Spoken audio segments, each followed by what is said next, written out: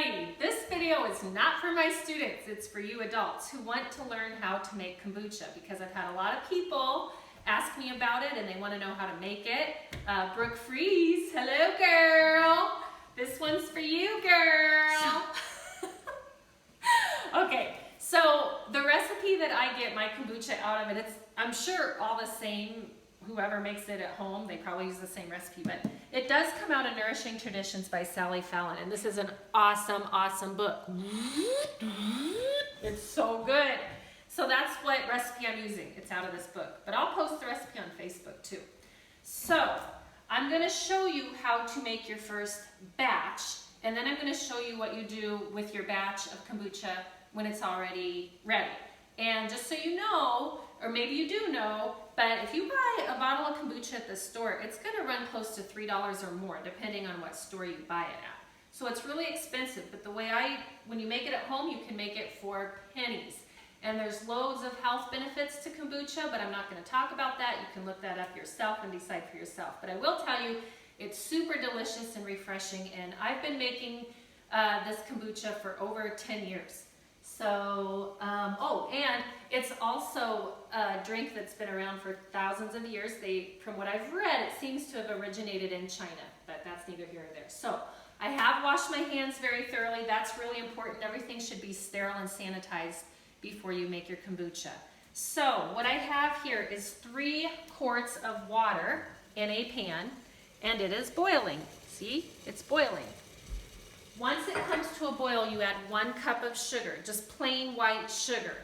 I've read where you should use organic, and then I've read where it doesn't really matter if you use organic or not. So I'm going to stir that around just to get it dissolved in that hot water. And I'm going to let it boil for just a few seconds. Again, you just want that sugar to get dissolved. And then the next step is, did I mention that was 1 cup of sugar to 3 quarts water? You shut off the heat and you drop in 4 tea bags. You can use just regular black tea bags. I prefer Earl Grey black tea because it gives it just a really awesome flavor.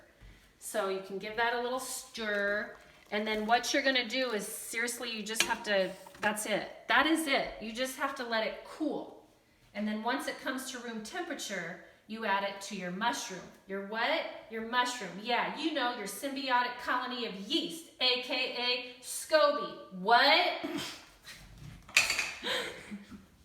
So this is my fermenting batch of kombucha, and as you can see, I have like a cheesecloth type material over my jar. Now this is a ginormous jar because I make a double batch because my son Boston drinks the crap out of it. So here is my SCOBY mushroom. Look at that. Does it not look like a science experiment in a jar?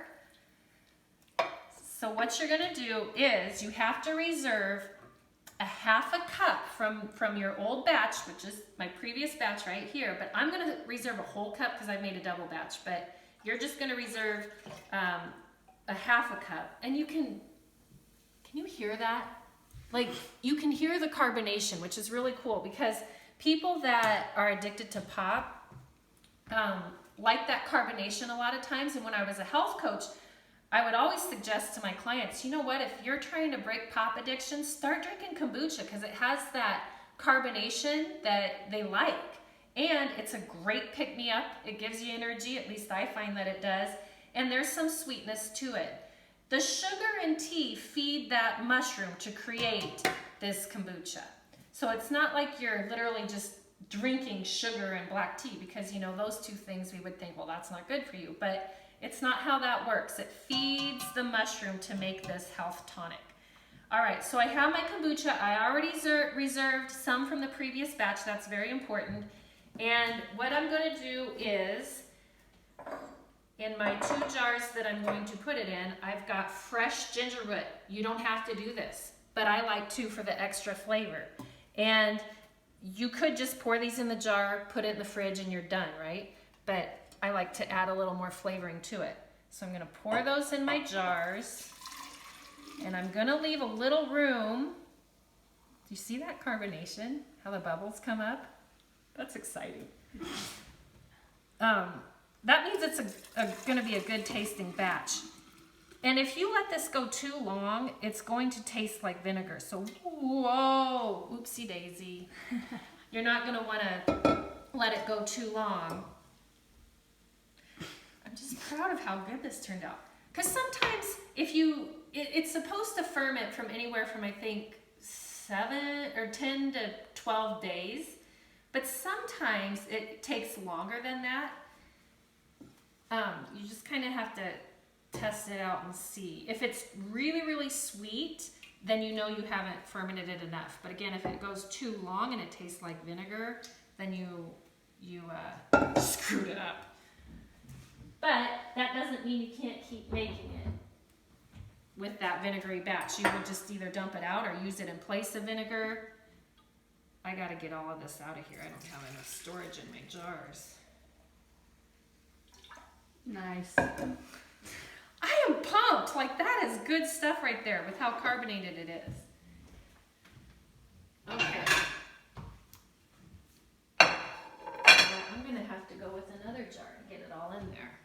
Like I said, I made a double batch. Normally I just make one batch, but Boston's been drinking it so much that there.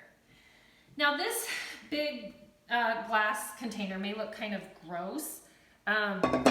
You don't necessarily want to wash this after making each batch. The only time you'd probably have to wash it out is if it starts to smell funny or if you see black mold or something growing on it. So by not washing it, that good bacteria remains in the jar, and that's what we want, is the good bacteria growing in here. So what you can do then is, as your mushroom grows, because you're feeding it, you can split it apart and then give it away. You want it? You want it? So I'm gonna put this in here. This mushroom is gonna go in a jar for my friend Brooke, so she can make hers. But then as hers grows, she can give it away to somebody else. And when I do my next batch a couple of weeks from now, I'll have another mushroom to give to somebody else. So just call me. Okay, so I'm gonna put my 1 whole cup. Again, if you're making just a single batch, it's gonna be 1/2 cup of your previous batch in here. And then after, I just made this and it's not cool enough, but after this cools off, you're gonna remove the tea bags. So pretend I remove the tea bags, right? And pretend I'm carrying my pot of newly made sugar and tea water over here, and I'm pouring it into my mushroom. The last step is to, with a clean cheesecloth, so this was my old one, I'm gonna use a clean one. I'm gonna place it over the top. Now, again, you gotta imagine I've got my sugar tea water there, pour it over the mushroom, and then I put a Band-Aid, rubber band, over this, and you might wanna mark when you made this. So today is April something, April 6th, so I'll write April 6th, put a sticker there or something. And then that way I know, okay, in 10, 12, 14 days, I'm gonna check on it. And it's okay, because what I do is I'll just, if I'm checking on it to make sure it tastes right, I'll flip this up and take something very sterile and clean, dip it in, taste it, and if it's got that carbonation, that slightly sweet but not too sweet flavor, then I know it's ready. So back to this. Okay, so I've got my ginger in these 2 jars. The other thing I love to do to give it even more flavor, and I'm gonna use cranberry pomegranate delight juice, is pour a little bit of that in there, and it doesn't take a lot at all to give it a good flavor. And then what I'm gonna do is, and again, you don't have to do this, it's just an extra step to give it flavor, is I'm going to cover these with a lid, and they're gonna sit on my counter for about another 12 to 24 hours before I put them in the fridge, because they're gonna ferment some more with the juice flavor and ginger in it. Otherwise, like I said, I would just stick these in the fridge and you could start drinking. I could start drinking this now. So if you have any questions, just let me know.